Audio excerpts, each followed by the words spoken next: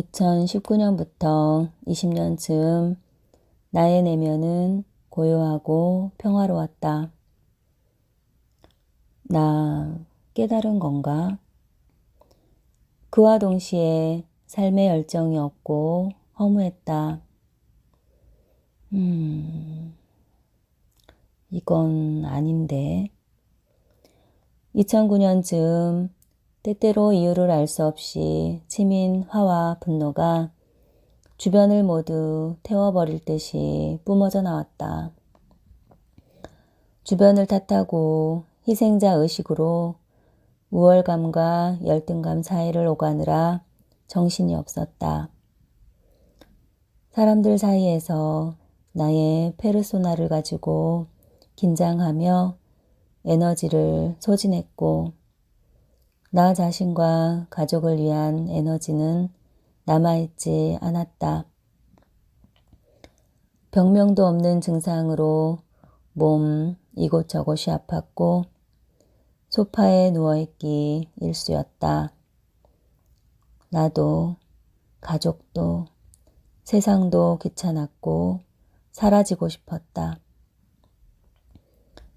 그러던 어느 날 큰 아이를 태우고 운전을 하며 여느 날과 마찬가지로 내 상황을 한탄하며 소리 죽여 눈물 짓는데 문득 다른 사람이 아닌 내 문제라는 생각이 들었다. 그렇게 시작한 마음 공부로 화와 분노의 원인이던 과거 기억 속에 내가 희생자임이 분명하다고 생각했던 사건들과 그와 관련된 감정들이 정돈되고 그저 기억으로만 떠올려졌다. 녹음기를 틀어놓은 듯 반복되던 레퍼토리들도 조용해지고 부정적인 생각이 끊임없이 일어나던 패턴들도 알아차리고 다루어졌으며 이전의 습관들로 회귀하려는 것 같은 두려움 등이 정돈되던 시기였다. 그렇게 나는 회복되었다고 생각했다. 그런데 내 눈은 왜 슬프게 보이고 허무함이 느껴지는 걸까? 무엇인가 막혀있는 듯한 느낌, 머물러 있는 듯한 답답함. 내 상태는 어떤 것일까? 기지와 미지 어디쯤 서 있는 것일까? 그중 오랜 도반을 통해 마스터 힐러스 영상을 알게 되었다. 처음 접한 영상의 목소리는 차분하고 다정했다. 한동안 영상을 보고 듣고 나누었다. 그렇게 지켜보다가 2021년 봄 포바디 힐링 스쿨에 참여하기 시작했다. 나는 그때 특별히 해결해야 할 삶의 이슈를 알아차리지 못하고 있었다. 수업 참여 후 알게 된 사실이지만 나는 그때 무수한 영적 신념으로 무장되어 있었다.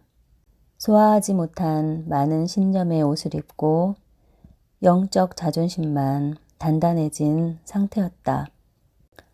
지난 10여 년 마음 공부를 해오면서 내 의식에 흔적을 남긴 여러 경험과 관련하여 인식의 틀에 영향을 주었던 내가 선택한 많은 신념을 살펴보았었다. 그러나 정작 감정들은 깊이 있게 살펴보지 않았다는 것을 알게 되었다.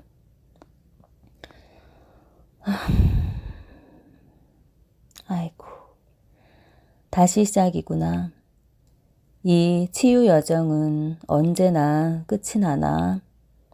끝이 있기라도 한 건가? 포바디 힐링 스쿨 과정 중에 경계선 설정 파트가 있다. 수업을 통해 10년이 넘는 기간 동안 어떤 대상과의 사이에서 있었던 정신적, 감정적 폭력과 경계선 침해에 대해 숙고했다. 침해한 사람, 침해 사실, 침해로 인해 내가 잃어버린 것을 낱낱이 구체적으로 적어 나갔다. 그리고 저항하고 회피했던 감정들을 하나하나 만나게 되었다. 지난 일을 회상하니 화와 분노가 올라왔다. 몹시 불편했다. 올라오는 감정을 경험해야겠다고 의도는 했으나 힘들었다. 며칠 동안 몸이 여기저기 아팠다. 저항감도 올라왔다. 괜히 긁어 부스럼 만드나 싶었다. 그런데 그 작업이 도움이 되었나 보다. 직장 동료들과의 관계에서 경계선이 인식되고 내면의 힘이 커가는 게 느껴졌다. 그렇게 지난해 28주 수업을 마치고 올해부터 아카데미 수업에 참여해 나의 내면 아이와 좀 더 깊이 있는 만남을 이어오고 있다. 사랑과 관심과 인정을 받기 위해 선택한 삶의 기술. 나는 약해. 나는 약한 아이야. 라는 스스로를 한계 짓는 신념을 내려놓기로 한다. 얼마 전 수업에서 헤일로 선생님이 미션을 주셨다. 부정적이라고 생각하는 감정, 긍정적이라고 생각하는 감정 모두를 짧게 아이처럼 표현하기, 그리고 또 아이들이 하는 것처럼 관점을 전환하여 표현하기. 이 미션을 수행해 보니 나의 감정 언어가 몇 개 되지 않음을 알게 되었다. 감정을 닫고 살았구나.